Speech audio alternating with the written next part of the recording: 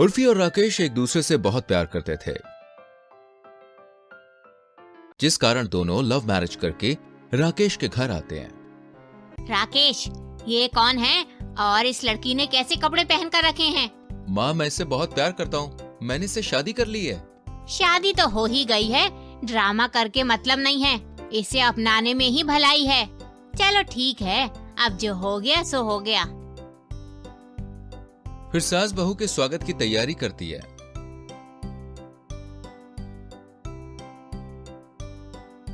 बहू, दाएं पैर से लोटे को टक्कर मारकर अंदर आओ। जी मम्मी जी। हे भगवान, अब शगुन हो गया। अरे अब जाने भी दो माँ, सीख जाएगी। अगले दिन घर में नई बहू की मुंह दिखाई के लिए कुछ औरतें आती हैं। अरे बहू तो बहुत सुंदर है, पर कपड़े तो देखो। अरे काकी, मेरी बीवी लाखों में एक है और मैं इसे बहुत प्यार करता हूँ, ठीक है? बाप रे, अभी से बीवी का दीवाना हो गया।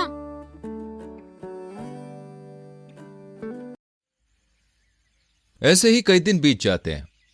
उर्फी हमेशा अजीबोगरीब कपड़े पहनती है, जिस कारण घर में उर्फी के कपड़ों को लेके माँ और बेटे में खूब झगड़ा होता है।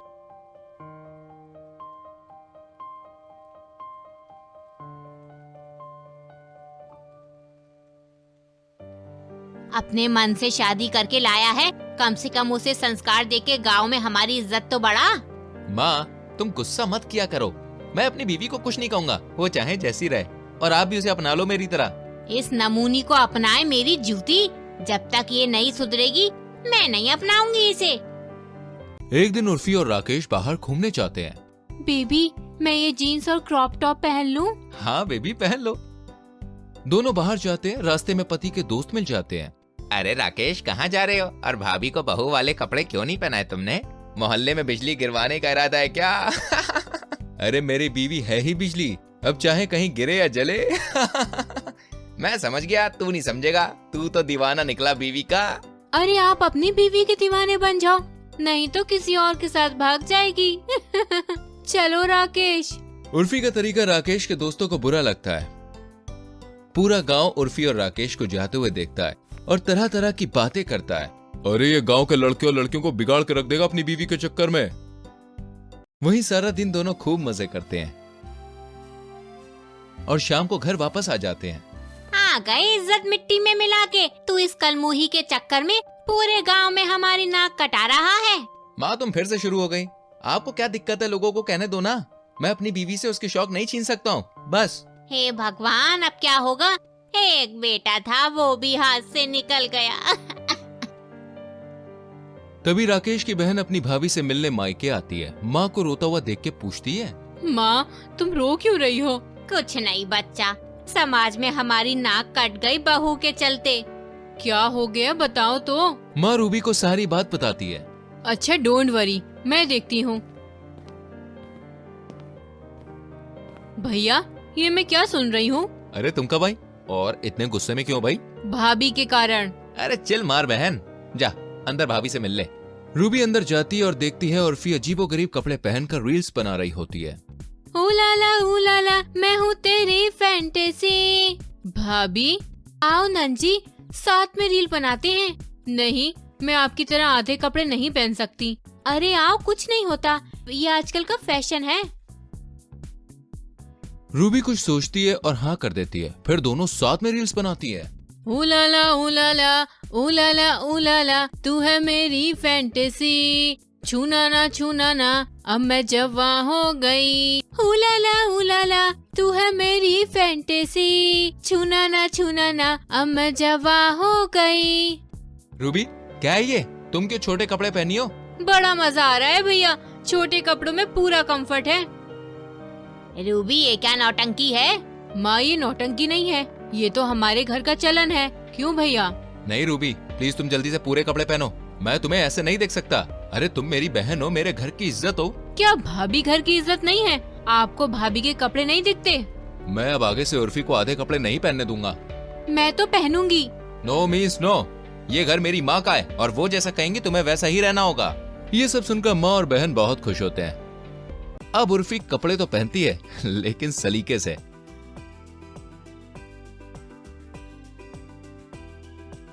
क्या सच में माता की भक्ति में शक्ति है? चलो व्रत रख के टेस्ट ही कर लेते हैं। अगर कुछ नहीं हुआ तो इस बुढ़िया को जिंदगी पर ताने मारने का अवसर ही मिल जाएगा। जी माँ जी, मैं भी ये व्रत करूँगी। फिर दोनों सास बहू सच्चे मन से 9 दिन माता रानी का व्रत रखकर उनकी खूब सेवा करते हैं। कीर्ति एक मॉडर्न ख्यालात वाली लड़की थी। उसे पूजा पाठ और धार्मिक चीजों में कोई रुचि नहीं थी।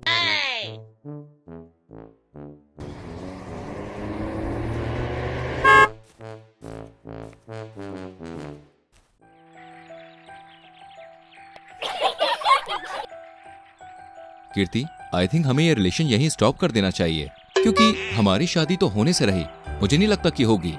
क्यों बेबी, क्या बुराई है मुझ में? बताओ तो, क्या मैं अच्छी नहीं दिखती? क्या मुझ में कोई ढंग नहीं है? एक्चुअली मेरी माँ यार बड़ी ही धार्मिक है और वो मेरी शादी किसी धार्मिक लड़की से ही कराना चाहती है। मैं चाहकर भी उनकी ये इच्छा टाल नहीं सकता, इसलिए मैं तुमसे शादी नहीं कर सकता हूँ। बस इतनी सी बात के लिए तुम मुझसे शादी नहीं कर सकते? तुम बस अपनी मम्मी से मुझे मिला दो, बाकी मैं देख लूंगी। अच्छा ठीक है। वहीं हमेशा मिनी स्कर्ट और जीन्स पहनने वाली कीर्ति ने आज लाल साड़ी पहन रखी है, जिसे देखकर राहुल भी भौचक्का रह गया कि कीर्ति में भाई ये परिवर्तन कैसे आया।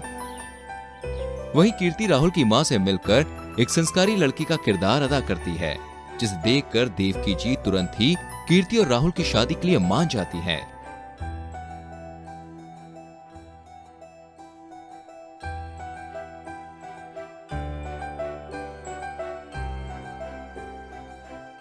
वहीं शादी के अगले पल हाय, कितनी नौटंकी करनी पड़ी राहुल से शादी करने के लिए, but finally we are married. अब ये तामझाम की कोई जरूरत नहीं है मुझे। वहीं अगले दिन सुबह बहू, अरे ओ बहू, सुबह के 11 बज रहे हैं, अभी तक उठी क्यों नहीं है? कीर्ति उठ भी जाओ यार, देखो माँ कितनी जोर जोर से आवाज लगा रही हैं। अरे अब तक तुमने पूजा पाठ भी नहीं की है। देखो राहुल, प्लीज मुझे सोने दो, आज मेरा सारा दिन सोने का ही मूड है। बहू क्या हुआ, उठी नहीं अभी? तभी राहुल बाहर आकर, अरे माँ कीर्ति की तबीयत ठीक नहीं है। अच्छा ठीक है, बहू को बोल आराम करे। और ऐसे ही करके दिन बीतने लगते हैं और राहुल और देवकी जी दोनों कीर्ति की सच्चाई से वाकिफ हो जाते हैं कि वो शादी के पहले केवल संस्कारी होने का दिखावा कर रही थी, जबकि वो तो संस्कारी हो ही नहीं सकती।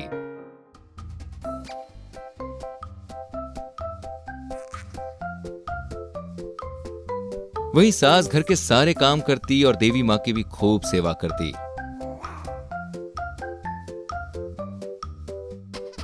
वहीं कीर्ति घर का कोई काम नहीं करती और सारा दिन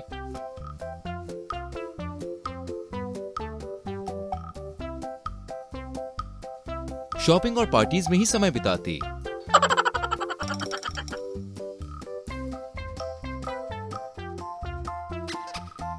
और ऐसे ही करके दिन बीतते हैं। बहू, भगवान की पूजा पाठ में मन लगाया कर, बहुत आराम मिलेगा मन को। नो थैंक्स सासू माँ, आपके मन को आराम है ना, काफी है। इस तरह कीर्ति सास से उल्टी जुबान में बात करती है और केवल अपने ही मन की करती है। फिर एक दिन कीर्ति को कॉल आता है, जिससे बात करने के बाद कीर्ति जोर जोर से रोना शुरू कर देती है। क्या हुआ बहू, क्यों रो रही है बेटा? कोई दिक्कत है तो मुझे बता। मम्मी जी, मेरे पापा को ब्लड कैंसर है और डॉक्टर ने कहा है कि वो बस कुछ ही हफ्ते जीवित रह सकेंगे। बेटी, देवी माँ पे भरोसा रख, सब अच्छा होगा। अरे देवी माँ, देवी माँ, देवी माँ, क्या देवी माँ मेरे पिताजी की जान बचा लेंगी? हाँ हाँ जरूर, माँ की भक्ति में ही शक्ति है। कल से नवरात्रि शुरू हो रही है, मैं माता रानी से समधी जी के ठीक होने की कामना करूँगी।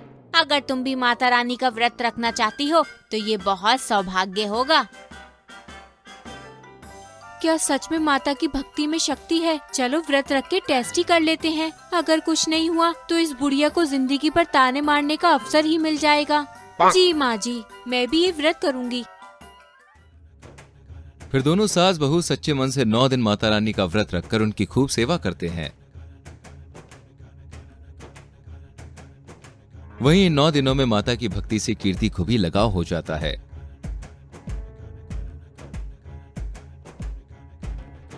और वो सच्चे मन से भोग बनाकर माता को लगाती है।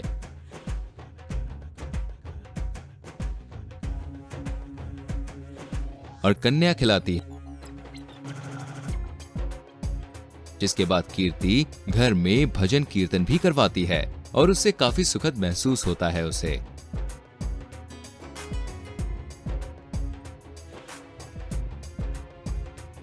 तभी कीर्ति को कॉल आता है और अचानक से कीर्ति खुशी के मारे उछल पड़ती है।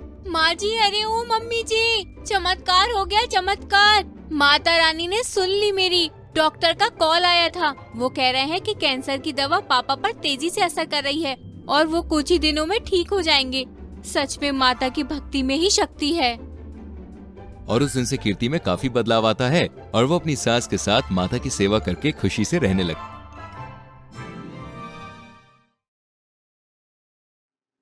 क्या ऐसे ही कार्टून्स आप भी बनाना चाहते हैं? तो आइए और सीखिए एनिमेटेड वीडियोस बनाने का तरीका। आगे की जानकारी के लिए मेल कीजिए karanvkapoor@gmail.com पर।